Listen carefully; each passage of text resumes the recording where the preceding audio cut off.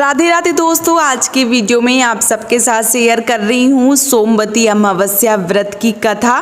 तो आइए सुन लेते हैं सोमवती अमावस्या व्रत की कथा। एक साहूकार के 7 बेटे और 7 बहुओं के साथ एक बेटी भी थी। साहूकार के घर रोज एक जोगी आता था जिसे साहूकार की बहू भिक्षा देती थी। उस जोगी को जब साहूकार की बेटी भिक्षा देने जाती तो वह उससे भिक्षा ही नहीं लेता था और कहता था कि तेरे भाग्य में सुहाग की जगह दुहाग लिखा है। लड़की को उस जोगी की यह बात बहुत बुरी लगती और एक दिन वह अपनी माँ से रोते रोते जोगी की बात बताती है। सारी बात सुनकर माँ कहती है कि कल जब जोगी आएगा तब मैं सुनती हूँ कि वह क्या कहता है और क्यों कहता है। अगले दिन फिर जोगी आता है तो साहूकारनी छिप कर बैठ जाती है और लड़की को भिक्षा देने भेजती है। जोगी उससे भिक्षा नहीं लेता और फिर वही बात दोहराता है कि तेरे भाग्य में सुहाग की बजाय दुहाग लिखा है। लड़की की माँ बाहर निकल कर आती है और जोगी से कहती है कि एक तो हम तुझे भिक्षा देते हैं और तू हमें गाली देता है। जोगी कहता है कि मैं गाली नहीं दे रहा हूँ, जो बात सच है वही कह रहा हूँ। इसके भाग्य में जो लिखा है मैं वही सच आपको बता रहा हूँ। सारी बातें सुनने पर लड़की की माँ कहती है कि जब तुझे सारी बात पता है तो इससे बचने का उपाय भी पता होगा, वह बता। जोगी कहता है कि 7 समंदर पार एक धोबिन रहती है जिसका नाम सोना है। वह सोमवती अमावस्या का व्रत करती है। अगर वह आकर इसे फल दे दे तब ही इसका दुहाग टल सकता है, अन्यथा विवाह के समय सर्प काटने से इसके पति की मृत्यु हो जाएगी। सारी बात सुनकर माँ रोने लगी और सोना धोबिन की तलाश में निकल गई। चलते चलते रास्ते में तेज धूप पड़ गई थी जिससे बचने के लिए वह एक पीपल के वृक्ष के नीचे बैठ गई। उसी वृक्ष पर एक गरुड़ के बच्चे अपने घोंसले में थे। एक सांप आया और गरुड़ के बच्चों को खाने के लिए लपका, लेकिन साहूकारनी ने उस सांप को मारकर बच्चों की रक्षा की। कुछ देर बाद जब गरुड़ानी आई, सब जगह खून देखकर साहूकारनी को चोंच मारने लगी। साहूकारनी बोली कि एक तो मैंने तेरे बच्चे को सांप से बचाया और तू मुझे ही मार रही है। सारी बातें जानने पर गरुड़ानी बोली कि तूने मेरे बच्चों की रक्षा की है, इसलिए मांग जो चाहती है।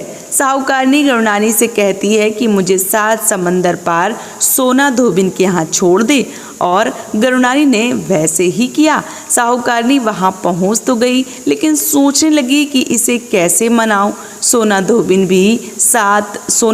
की भी 7 बहुएं थीं, लेकिन घर के काम को करने के लिए सदा आपस में लड़ती झगड़ती रहती थी।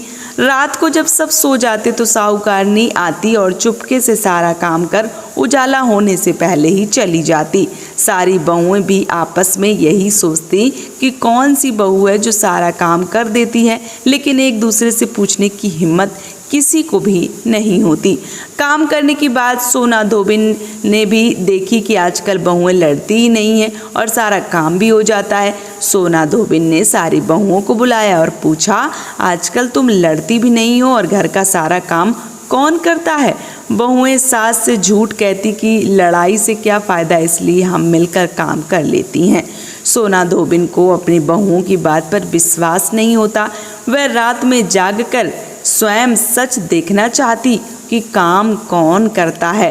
रात होने पर सोना धोबिन छिप कर बैठ जाती है कि देखूं कौन सी बहू काम करती है। रात हुई तो वह देखती है कि एक औरत चुपके से घर में घुस रही है। वह देखती है कि उसने सारा काम कर दिया और जाने की तैयारी में है।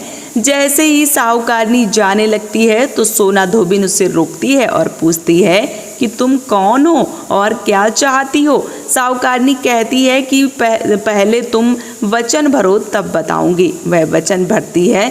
तब साहूकारनी कहती है कि मेरी बेटी के भाग्य में दुहाग लिखा है, लेकिन तुम सोमवती अमावस्या करती हो तो मेरे साथ चलकर उसे सुहाग दे दो।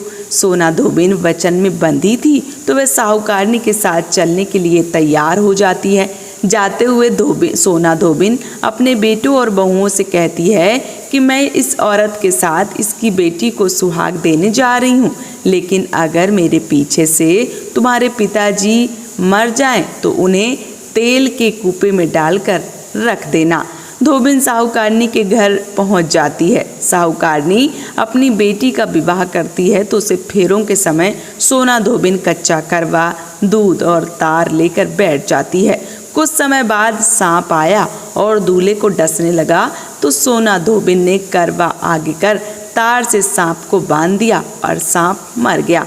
अब सोना धोबिन ने लड़की को सुहाग दिया, कहा कि जितनी अमावस्याएं मैंने की हैं उन सभी का फल साहूकार की इस लड़की को मिलेगा।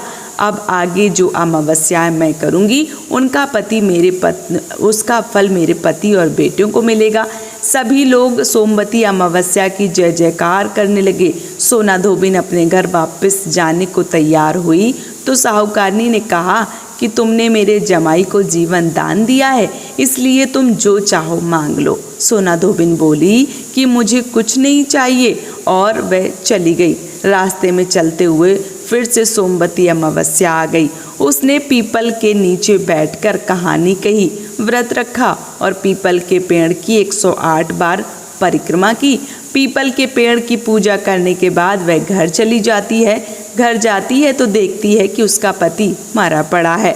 अब रास्ते में जो सोमवती अमावस्या उसने की उसका फल अपने पति को दे दिया, जिसके प्रभाव से वह जीवित हो गया। सब कहने लगी कि तूने ऐसा क्या किया है जो तेरा पति जिंदा हो गया। वह कहती है कि मैंने ऐसा कुछ नहीं किया, बस रास्ते में सोमवती अमावस्या आ गई जिसका मैंने व्रत किया, कहानी कही और पीपल के वृक्ष की 108 बार परिक्रमा की। अब सारी नगरी में ढिढोरा पिटवा दिया गया कि हर कोई सोमवती अमावस्या करेगा, पूजा करेगा, व्रत रखेगा, कहानी कहेगा और पीपल के वृक्ष की 108 बार परिक्रमा करेगा। सोमवती अमावस्या जैसे आपने साहूकार की बेटी को सुहाग दिया, वैसे ही हे माता सबका सुहाग अखंड रखना। तो ये रही सोमवती अमावस्या व्रत की कथा। उम्मीद करती हूँ कि आप सबको ये कथा पसंद आई होगी। वीडियो अगर पसंद आया है तो आप हमें सपोर्ट कर सकते हैं, इस चैनल को सब्सक्राइब कर सकते हैं, वीडियो को लाइक कर सकते हैं और हाँ, अपने परिवारजनों के साथ इस वीडियो को साझा कर सकते हैं, शेयर कर सकते हैं।